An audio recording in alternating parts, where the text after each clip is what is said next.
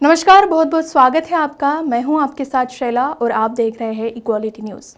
आज teachers day हर साल 5 सितंबर शिक्षक दिवस के रूप में मनाया जाता है।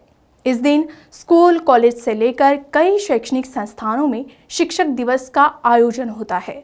स्कूल में भाषण प्रतियोगिता के साथ कई तरह के कार्यक्रम आयोजित किए जाते हैं। तमिलनाडु सरकार अब दिल्ली के आधार पर स्कूल खोलने की तैयारी में है। सोमवार को ही शिक्षक दिवस के मौके पर school of excellence and model scheme का उद्घाटन करने के लिए स्टालिन सरकार पूरी तरह तैयार हुई। यह योजना राज्य के सरकारी स्कूलों की स्थिति को बदलने के लिए है। दिल्ली के सरकारी स्कूलों की तरह ही अब तमिलनाडु के स्कूल भी नजर आएंगे। तो वहीं तमिलनाडु में सरकारी स्कूलों से हाई स्कूल पास करने वाली हर लड़की को कॉलेज शिक्षा के लिए हर महीने 1,000 रुपये मिलेंगे। ये स्कीम आज ही लॉन्च हो गई। I am very happy to be here today and I want to congratulate Thiru Stalin Sahab. What a way to celebrate Teachers Day. So many education initiatives are being started today. 26 schools of excellence, 15 model schools and a very revolutionary scheme. Sorry if I pronounce it wrongly, Puttumai Pen. This scheme is going to prove path-breaking and revolutionary in the times to come, not just for the women of Tamil Nadu, but for the whole country. इसके पीछे का तर्क है कि इससे कॉलेजों में लड़कियों की संख्या बढ़ेगी, लड़कियों की पढ़ाई बीच में छुड़वा देने की घटनाएं कम होगी, लड़कियों की शादी की उम्र बढ़ेगी, मातृ एवं शिशु मृत्यु दर घटेगी, महिलाएं अच्छी नौकरियां करेगी, परिवार अमीर बनेंगे, वे खरीदारी करेंगे और राज्य आगे बढ़ेगा। अब देश भर में कई राज्य दिल्ली शिक्षा मॉडल का अनुसरण करना चाहते हैं, क्योंकि विद्वानों के अनुसार दिल्ली शिक्षा मॉडल का दृष्टिकोण इस विश्वास पर आधारित है कि राज्य के सभी बच्चे गुणवत्तापूर्ण शिक्षा और समान अवसर प्राप्त कर सके। लेकिन आज हम देखते हैं कि कई स्कूल और इन स्कूलों में पढ़ रहे छात्र अपनी बुनियादी सुविधाओं की कमी से जूझ रहे हैं, बल्कि वर्तमान में छात्रों तथा शिक्षकों के बीच पनपती जातिवादी मानसिकता भी उजागर हो रही है, जो प्रशासन और सरकार की उदासीनता को दर्शाते हैं।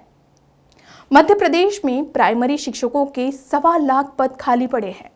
टीचर्स परीक्षा के परिणाम जारी नहीं कर रहे हैं। सरकार ओबीसी आरक्षण के नाम पर रिजल्ट रोके जा रहे हैं। इसके अलावा आसपास के ग्रामीण इलाकों के हालात ऐसे हैं कि स्कूल के बच्चे जान जोखिम में रखकर पानी में उतरकर नाला पार करते हुए स्कूल जाते हैं।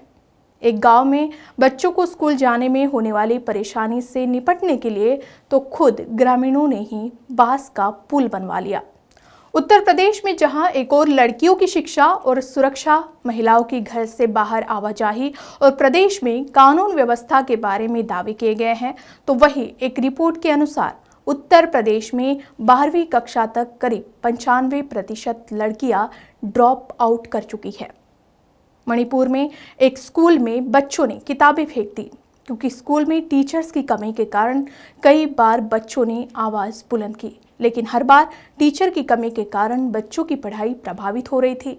लिहाजा बच्चों का गुस्सा अब फूट पड़ा। आज हम शिक्षक दिवस मना रहे हैं, लेकिन ऐसे शिक्षकों पर भी अंकुश की जरूरत है जो जाति या धर्म के नाम पर छात्रों पर अत्याचार ढा रहे हैं। आपको याद है, राजस्थान में एक दलित बच्चे ने शिक्षक की पिटाई से जान गंवा दी, तो उत्तर प्रदेश के मुजफ्फरनगर में एक बच्चे को उसके शिक्षक ने इतना पीटा कि वह आज अस्पताल में भर्ती है। अब हर राज्य में जनता भले ही अपने बच्चों को शिक्षा देने के लिए पूरा एड़ी चोटी का जोर लगा रही है, क्योंकि वह जान गए हैं कि शिक्षा से ही सब होगा। लेकिन क्या केंद्र सरकार के मन की यह बात है? क्योंकि उनकी सारी ताकत मंदिर बनाने में लगी है, कावड़ ढोने में लगी है, फर्राटेदार गाड़ियां दौड़ सके ऐसी सड़कें बनाने में लग गई है। फिलहाल यहाँ यह कहना भी उचित होगा कि वे अन्य राज्य की सरकार गिराने और विधायकों को खरीदने में भी लगे हुए हैं।